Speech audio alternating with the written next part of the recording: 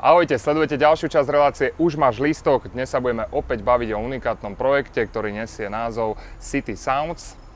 A o tomto projekte nám prišli porozprávať dvaja organizátori, Marián Pavlovič a Matej Šalek. Páni, zdravím vás. Dobrý deň, ďakujeme za pozvanie.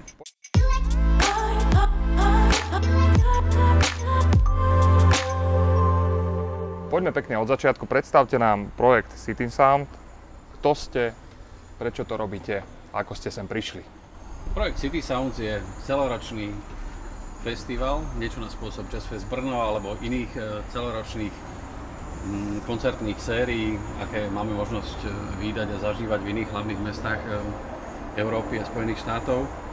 Je to pravidelný cyklus teda koncertov, ktorý pozostáva prevažne zo 6, niekedy 8-9 koncertov do roka, spravidla na jeseň a na jar. S tým, že z hľadiska dramaturgického záber tohto festivalu je predstaviť a prezentovať nemainstreamové žánre s akcentom na jazz a jemu príbuzné žánre, blues, soul, R&B, funky, world music. Celkom si to vystihol všetko. Na aké koncerty sa môžu tento rok fanúšikovia tešiť?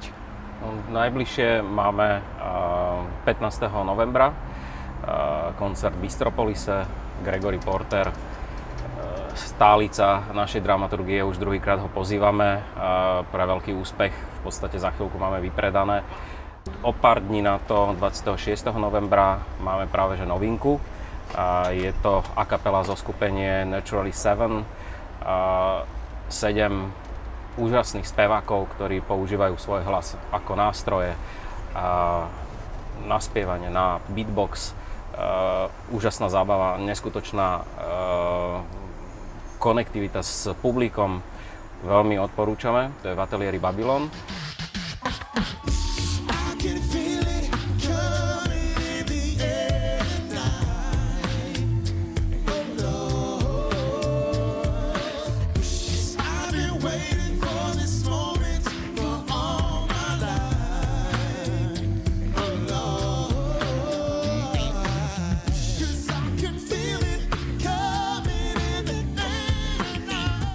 A posledný koncert tohto roka je 11.12. Je to pridaný koncert, nakoľko prvý sme už vypredali a je to Janoška Ensemble featuring Birelli Lagrene. Je to slovenské zoskupenie úžasných muzikantov, ktorí sa venujú aj klasickej hudbe, aj jazzu. Väčšinou sú viac známejší vo svete ako u nás na Slovensku, ale už sa to mení. Pre veľký záujem sme museli teda pridať koncert. Birelli Lagrene je úžasný gitarista štýlu gypsy jazz.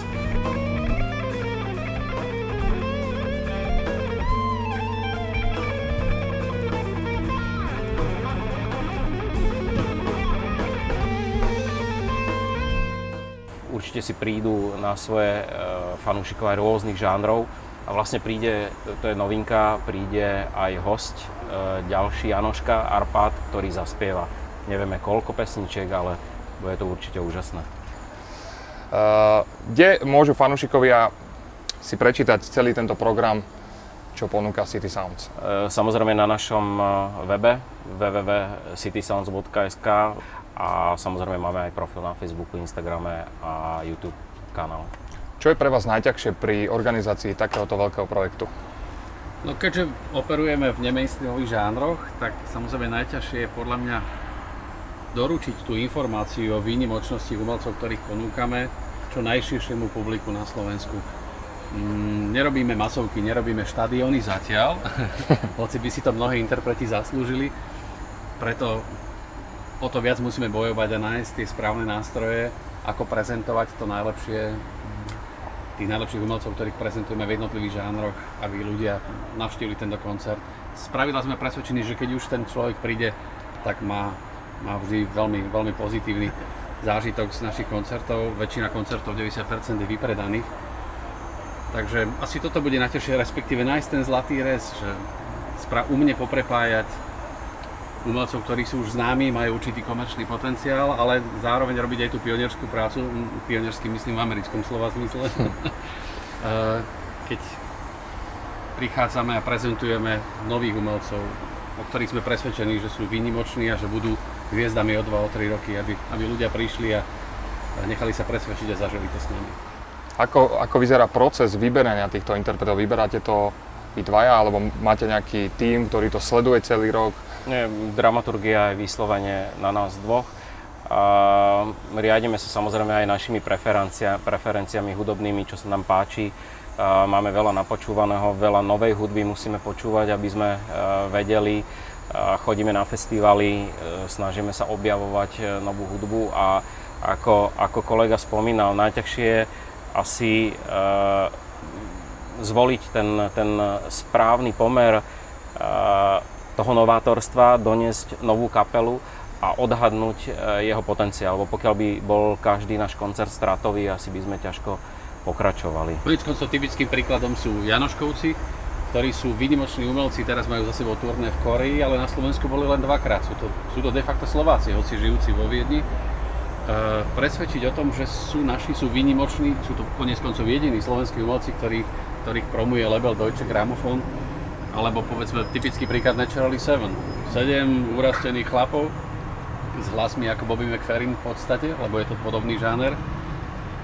No, nikdy tu neboli, takže presvedčte ľudí, prídite, lebo to naozaj má obrovský potenciál a zmysel. Celkovo ten cieľ je taký, že aby sme značku City Sounds Festival tak dostali do povedomia a tak presvedčili ľudí kvalitou, že keď už v budúcnosti budeme ďalšie neznáme kapely volať, tak ľudia ani sa nebudú pýtať, či je to dobrá kapela, proste prídu na naše podujatia. Lebo budú mať skúsenosť, že City Sounds ponúka vždy niečo výnimočné a dobré. Hlavne kvalitu. Tak. Fungujete 6 rokov, poďme na čísla. Koľko ľudí navštívilo City Sounds a koľko interpretov ste už zavolali k nám? No tým, že operujeme v rôznych koncertných priestoroch, takže sa to asi ťažko takto z hlavy dá povedať, ale odhadujeme za tých 6 rokov, že by to mohlo byť niečo medzi 25-30 tisíc divákov. Snažíme sa vybrať takých interpretov, ktorí najťažšie je vybrať takých interpretov, ktorí na podujatí vytvoria kontakt s publikom. Že stalo sa nám, že koncert bol úžasný, kapela zahrala ako z CDčka, ale ten kontakt s publikom nebol taký vzájomný alebo taký tesný a to Slováci milujú, keď sa im ten interpret prihovára, cítia, že sú s nimi. A niekedy by som to povedal možno aj tak, že niektorým interpretom svedčí klub a niektorým svedčí štadión. No, opäť by som si asi pomohol tým Naturally 7, že ak máte možnosť si takmer ohmatať toho interpreta, ktorý má možnosť s handkovým mikrofónom pomaly prísť, alebo teda s Madonou k vám a spievať pri vás, tak predpokladám, že tam to bude iskriť a to bude to pravé orechové.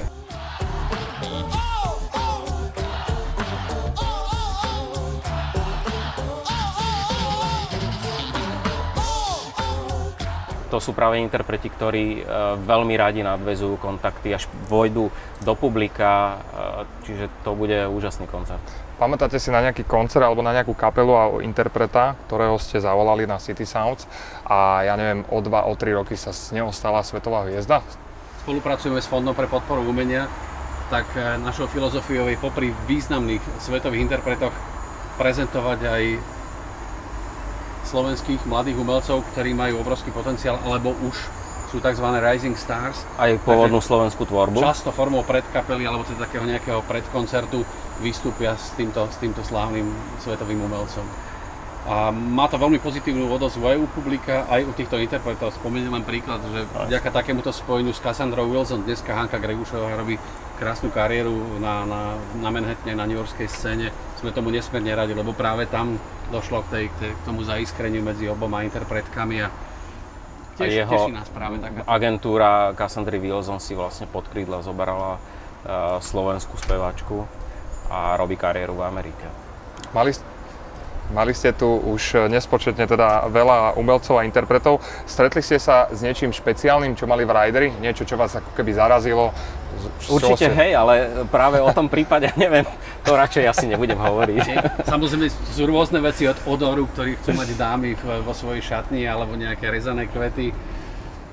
Cassandra Wilson, myslím, že chcela všetko v žltom, ak si dobre pamätám. Ale napríklad, keď si vezmete Gregoryho Portera, ktorý tu bude 15. novembra, obrovský umelec, 2 ceny Grammy, nemal žiadne špeciálne požiadavky, ale keď sme mu potom objednali pečené prasiatko na lopariku, chrochtal blahom. My máme hlavne veľmi striktné a veľmi dôležité požiadavky na techniku a hudobné nástroje. To sú interpreti, ktorí patria v jazze a v príbuzných žánroch k absolútnej špičke. Čiže tam tie najkvalitnejšie klavíry, značky a podobné nástrojové vybavenie musí byť absolútne špičkové, takže sa nám stalo, že sme klavír treba museli objednať z Viedne do Slovenského rozhlasu. A to sú veci, ktoré pomáhajú, aby ten koncert bol na absolútne špičkovej úrovni. Ale niekedy aj tá minerálka musí byť Fiji. Áno, áno. Keď si tak pre spokojnosť umelca. Presne tak. Keď si tak zaspomínate, ktorý koncert vám tak utkol v hlave, že bol najlepší v rámci City Sound za tie roky? Máte nejakú topku? Alebo top 3? Viete čo, to je veľmi ťažko tým, že ja sa živím operným spevom, tak ja mám... Moje ukotvenie je viac na tej vokálnej interpretácii a ja som aj ten z tej dvojice našej, ktorý viac tlačí tých vokálnych interpretov, kdežto Matej je veľmi dobre zorientovaný unblock v jazzovej scéne a má dokonalý prehľad o jednotlivých inštrumentálnych umelcoch a jednotlivých inštrumentoch o výnimočných umelcoch. Takže sa to rodí, tak to ťažko povedať. No, mne skôr konvenujú teda samozrejme tie úžasné hlasové výkony, aj keď teda samozrejme bol by som asi zlý promotor, keby som... Jednoducho, to ako keď máte 4 deti, tak ktoré je to najkrajšie a najlepšie? Neviem, ako ty. Ako ja viem povedať. Ja mám jedno dieťa. V každom prípade pre mňa Gregory Porter je, čo sa toho vokálneho umenia, asi pre mňa topka, ako keby po tej aj ľudskej stránke. Pre mňa jeho spev ide a pesničky ide absolútne pod kožu a keď si spomeniem na jeho koncert, tak hneď zimomriavky sa mi vyhadzujú a z toho inštrumentálneho prostredia samozrejme to bolo duo Aldi Meola a Gonzalo Rubalcaba v slovenskom rozhlase, to sú top umelci. A potom ďalší top bol kapela Branforda Marsallisa. To bol absolútny jazzový zážitok. Vráťme sa k tomuto ročníku. Čo sa týka vstupeniek, máte nejaké rozdelenie, alebo sa dá kúpiť iba klasická vstupenka, nerozdeľujete na VIP, normál, ako to máte? Každá venue alebo koncertný priestor má určitú svoju zonáciu, ktorá je samozrejme viditeľná, či už si lístky kupujete cez našu stránku www.citysounds.sk alebo cez našeho partnerského sellera, ticket sellera, to môžem tak povedať, neporušiať slovenský zákon o jazyku. A VIP sekcie Nie. Ani myslím, že tie koncertné priestory, ktoré využívame, neponúkajú nejakú špecifickú možnosť. Samozrejme, pracujeme intenzívne s atribútmi, ako je možnosť meet and greet s umelcom a podobne, takže prosím, sledujte nás. Vážení diváci, aj na rôznych, na Facebookovom profile, aj na stránke, kde spúšťame rôzne akcie a súťaže práve o takúto možnosť stretnúť umelca osobne pred koncertom, po koncerte, vždycky je to ad hoc podľa samozrejme. Aj na tú jeseň budeme spúšťať takéto meet and greet súťaže. Super, páni, ďakujem vám veľmi pekne za tieto plodné informácie. Vstupenky, ako ste už počuli, nájdete v sieti ticketportal.sk. Ak sa vám toto video páčilo, dajte nám like, share a odber a vidíme sa na City Sounds. Ahojte. Ahojte. Ahoj.